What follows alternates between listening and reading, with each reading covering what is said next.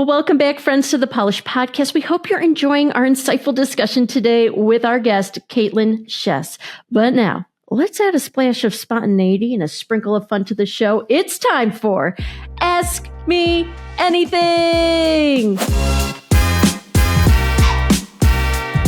So, Kaitlyn, unfortunately, I don't have ukulele skills like Phil Vischer does or anything, but we have technology for that. But here's how Ask Me Anything works. We're about to uncover the woman behind the expertise, the quirks behind your profession. I've received 3 questions from a previous podcast guest, and your mission, should you choose to accept it, is to answer these questions to the best of your ability so we can understand you more deeply. Are you game? Absolutely.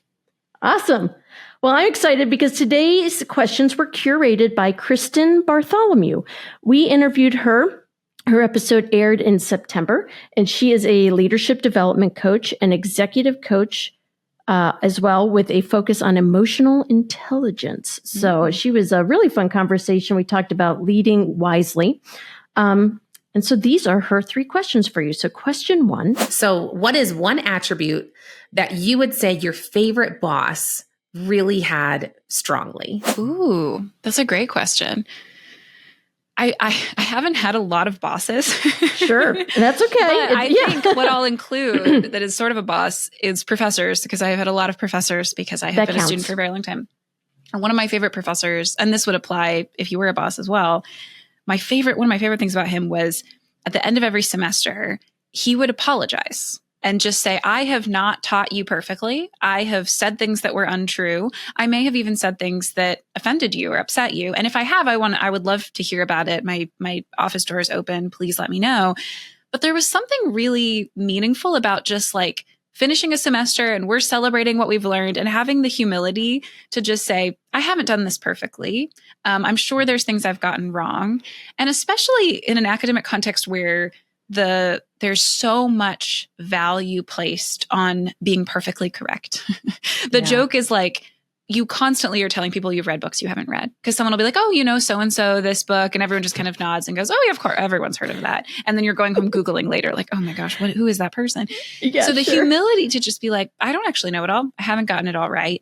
That's something that, I have hopefully remembered many things from his courses, but I'm sure I've forgotten lots of things too. But I remember that kind of framing for the course. He would start out with, I'm going to get things wrong and we need to treat each other well, and end with, I'm sure I have, and I'm sorry.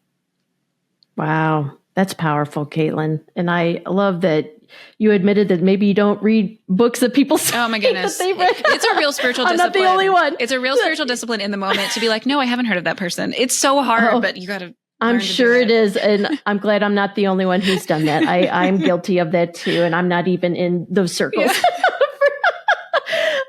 Okay. Well, question 2. How does your faith play a part in your professional journey? Yeah. There's one specific moment I think about a lot, because right in front of my computer right now is a picture that I took at the place where this happened. When I was finishing up college and I was deciding to go to seminary, it's weird now to think that was a big decision, but it was scary. I was so scared. I didn't grow up in a tradition that had women in leadership roles in the church. So it didn't feel like a rational thing to go to seminary. I was like, there's not a job that follows this. I don't have a career plan.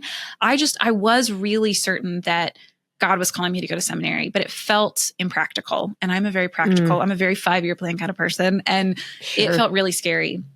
And there was a moment when I was walking just through a hallway on campus. And the picture I have is just like of my feet, because I went back to the same spot and took a picture later to remember.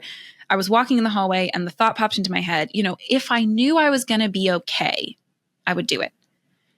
And the Holy Spirit convicted me in that moment. Like, what do you mean if you knew you were going to be okay? Do you not think you're going to be okay? Do you not trust that I would provide and protect you? Yeah.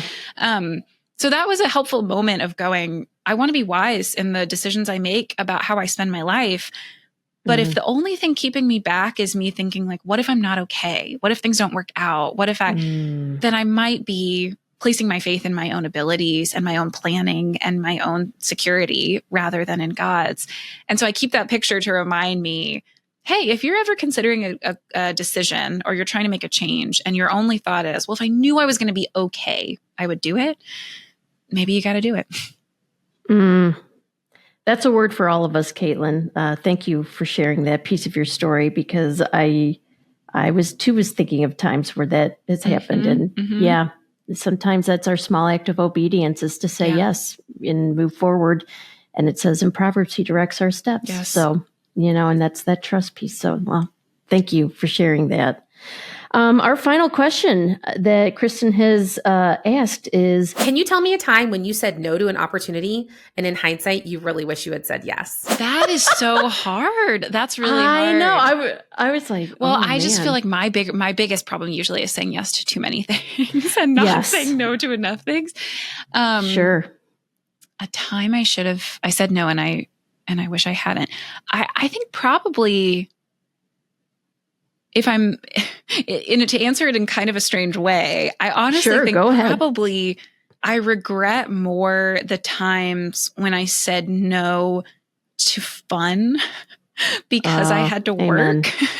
Yes. And no to relationships. I think I've said no sometimes to deeper relationships because I've thought like, I just have to focus. I have to get this work done. I think I've been slowly entering into a new season of my life lately where I've just gone, especially as a single woman, doesn't have any kids, it can be really easy to just be like, I'm a machine. Like I just work. I just go. There's no distractions. I've even had mentors and people in my life say like, you're so lucky you're unattached. You can go anywhere. You can do anything.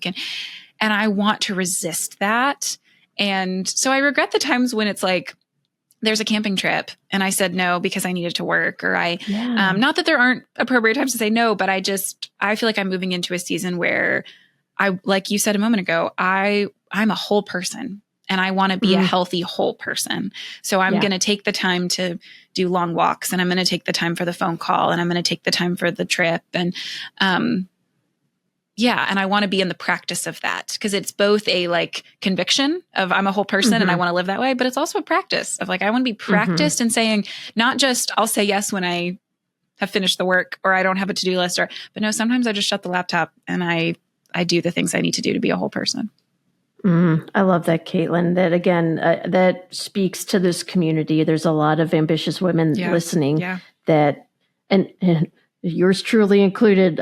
Even though I am married and have kids, sometimes I find myself overworking myself to prove something, and it's just and so there's that conviction of like, no, you're a whole person and you have limitations, and leaning into that, right? Yes. So I just I appreciate you sharing that with us. I know that's an encouragement to somebody listening today. But Kaitlyn, thank you so much for sharing more with us. And here's the thing, friends. We want you to join the conversation too. If you have a burning question or just a curiosity that you are just dying to ask, whether it's about our guests or about leadership, now is your chance to be part of the action. Go to our website, polishnetwork.org, submit your questions there, become a Polish Podcast MVP, get a mention, plus insight to your favorite guests. Send in those questions today.